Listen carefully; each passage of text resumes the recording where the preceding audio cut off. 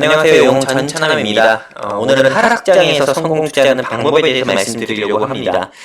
최근 1월 2주차부터 여러분들도 아시다시피 제가 방송을 통해서나 이 노란 톡방에서 계속 수시로 말씀을 드렸습니다. 양적 긴축, 그리고 국채금리 상승, 그리고 금리 인상, 그리고 이런 좀 대외적인 이벤트랑, 그리고 국내 이벤트 같은 경우는 기준금리 인상, 그리고 셀트리온의 분식회계 이슈, 그리고 카카오의 오너 리스크 부각으로 인한 기술주 하락, 그리고 북한의 미사일 도발까지 이런 조금 이슈들이 조금 부각이 되면서 국내 시장 같은 경우가 좀 코스피나 코스닥 양시장이 계속 1월 2주차부터 지금까지 오늘까지 계속 하락 나오는 모습을 보여주면서 주식을 이제 막 시작하신 주생아분들이라든지 또는 뭐 주식을 시작하신 지 6개월도 안 되신 주린이 분들이라든지 주식을 1년 또는 2년 이상 하셨다고 하는 주식 즉 개인 투자자분들이라든지 굉장히 좀 힘든 그런 시장의 모습을 연일 보여주고 있습니다. 근데 이런 시장 가운데서도 결국에는 수익을 낼 수 있는 성공 투자하는 방법에 대해서 제가 좀 말씀드리려고 합니다. 이 본 영상 같은 경우도 제가 한 8년은 제가 언제였죠? 2008년부터 이 일을 했으니까는요. 이 역을 2008년부터 했으니까는 2008년 서브프라임 모기지 사태 때부터 좀 겪었던 거 기준으로 해가지고 결국에 하락장에서도 즉 폭락장에서도요.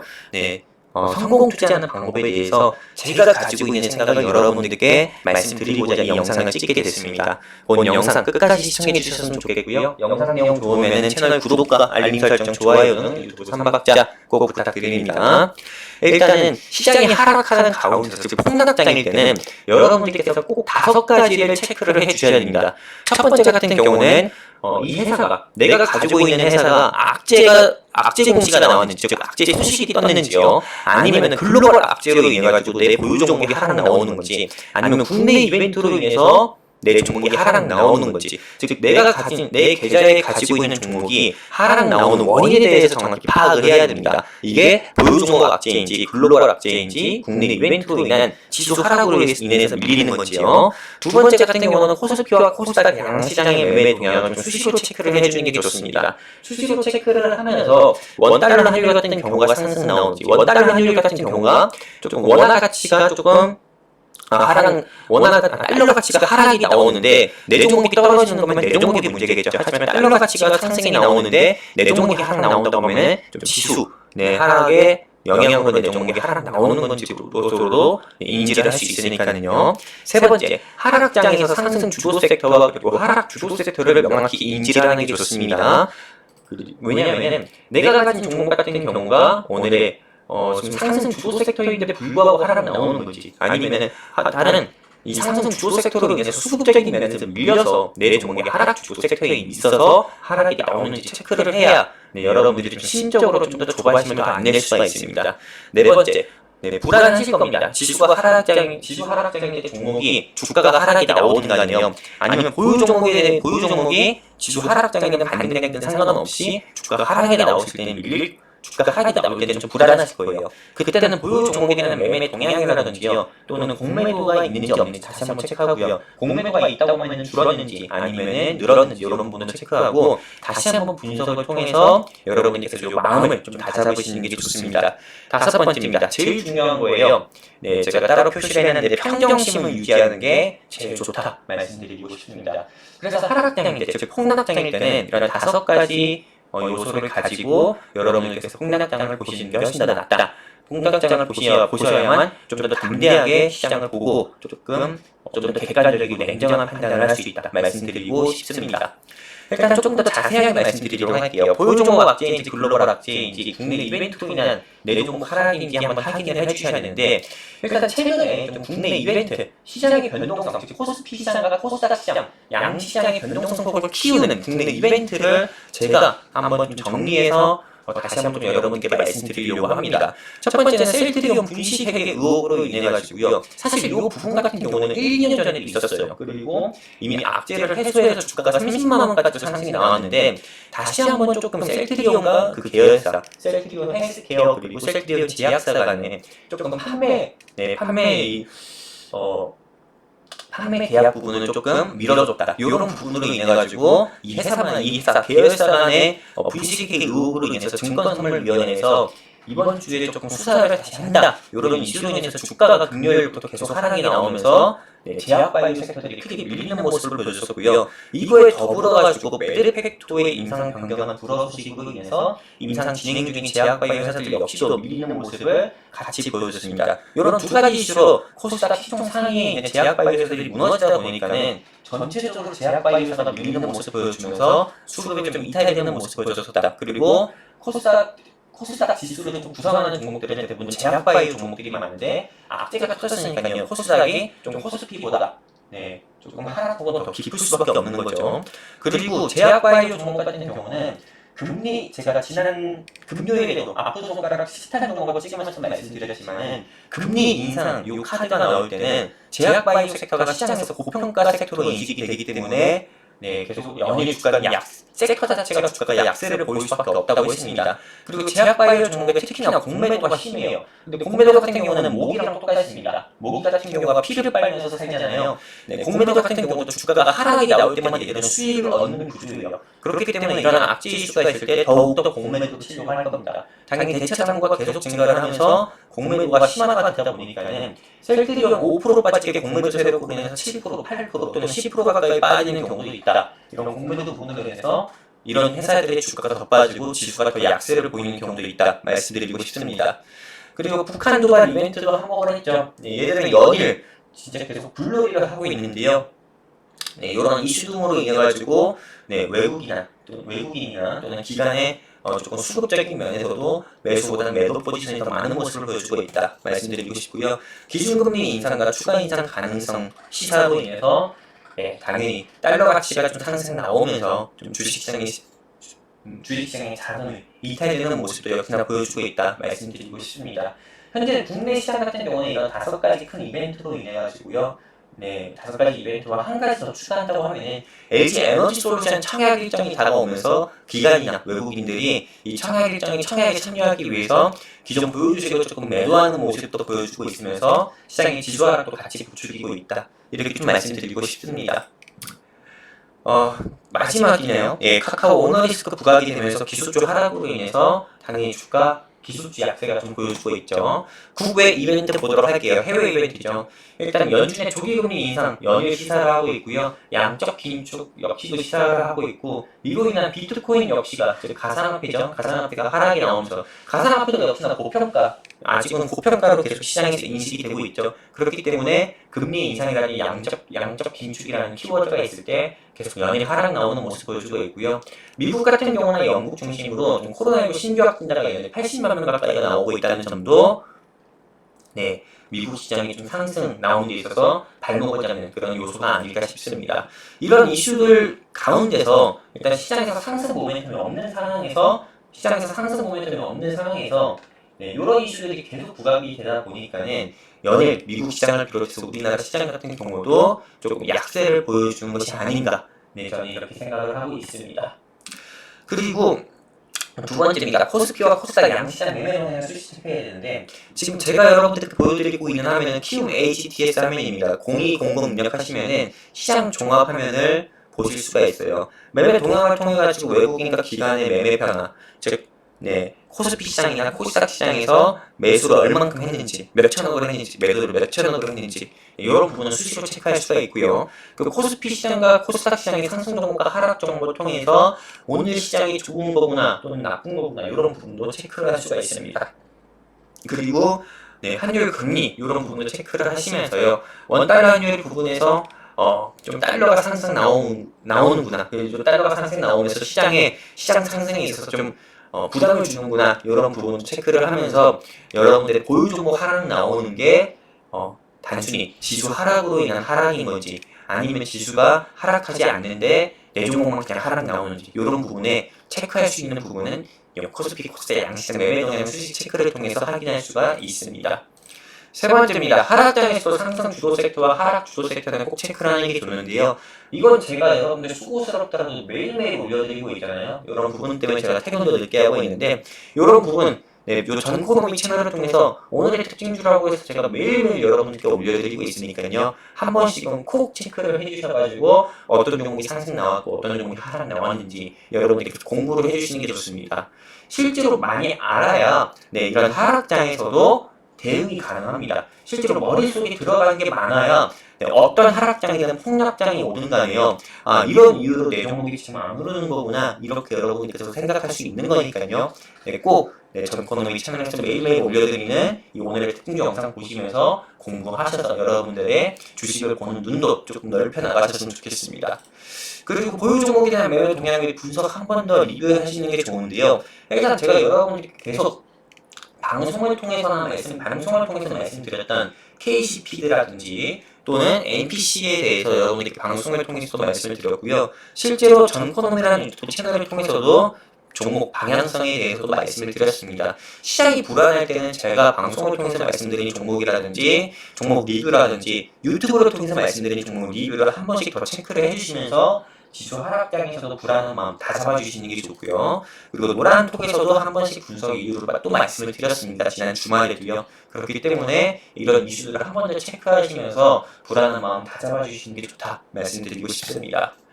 그리고 마지막입니다. 제가 제일 중요하다고 말씀드렸던 건데 결국에는 평정심 유지입니다. 네, 이 부분은 제가 어떻게 여러분들께 설명을 드릴까 하다가 제가 그냥 여러분들에게 편지 하나 썼습니다. 네, 일단 보시는 것처럼 저 같은 경우는 주식은 인생 그리고 야생이라고 저는 생각을 하는 전문가고요. 네, 일단 제가 회원님들께 항상 수시로 좀 말씀드렸던 어구 중 하나입니다. 일단 제가 주식을 인생 그리고 야생이라고 생각하는 이유가 주식 자체가 우리의 인생하고 너무나 똑같습니다. 그냥 사람의 심리가 녹아든 시장이 주식 시장이라고 저는 보고 있습니다. 그리고 수많은 정보 가운데서도 맞는 정보로 인해서 주가가 상승 나오기도 하지만은 반대로 역정보로 인해서 하락하기도 합니다. 그렇기 때문에 내가 정보에 어둡다고 하면 그만큼 또 외로운 시장이 주식시장이에요. 그렇기 때문에 야생시장이라고도 보는 거고요.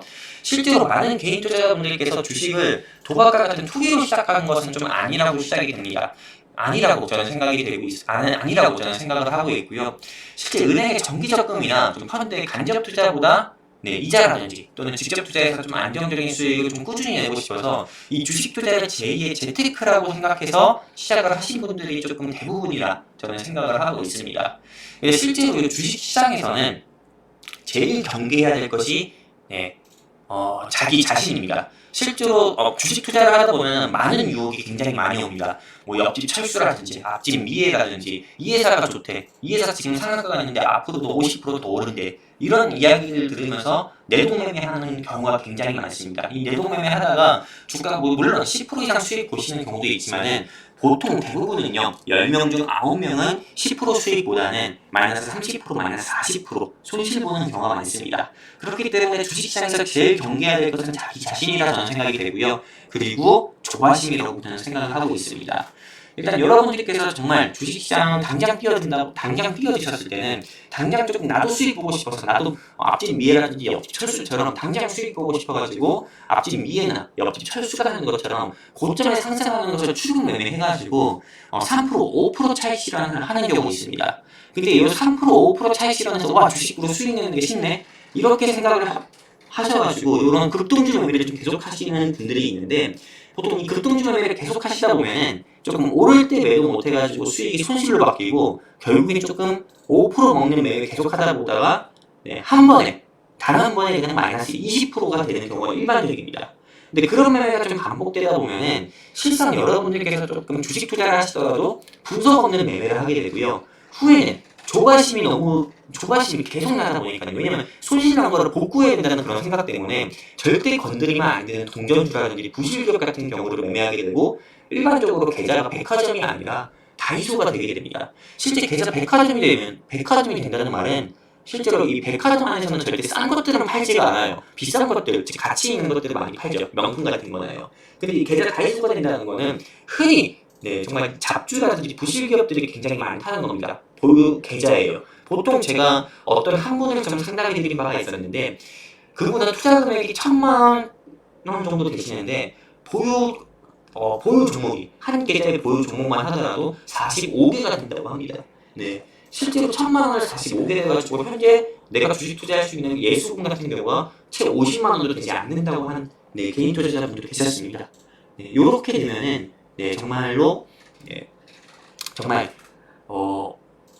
계좌가 박살나는 겁니다. 계좌가 박살나게 되고 내가 1,000만 원 가지고 주식 투자를 했지만 1,000만 원 가지고 주식 투자를 해서 돈을 벌어가지고 투자 금액이 늘어나는 케이스가 아니라 내가 1,000만 원 가지고 투자를 해서 많은 종목들을 물려가지고 또 내가 없는 돈 끌어와가지고 더 투자를 해서 2천만 원, 3천만 원 되는 경우가 더 많이 납니다. 실제로 여러분들께서 그 반대로 해야 되잖아요. 1,000만 원 가지고 2천만 원, 3천만 원 만들려고 주식을 했지. 여러분께서 1,000만 원 가지고 주식 투자해가지고 많은 종목 사가지고 물려가지고 또 없는 돈 1,000만 원 끌어와가지고 투자 금액 2천, 3천 되려고 주식 투자한 게 아니잖아요. 그렇기 때문에 절대 급등주 매매는 안 하셨으면 좋겠습니다. 그리고 급등주 매매 계속 하시는 분들은 심한 경우는 정말 주식 계좌 안에 거래 정지 종목 또한 꼭 한 개, 두 개씩 생깁니다.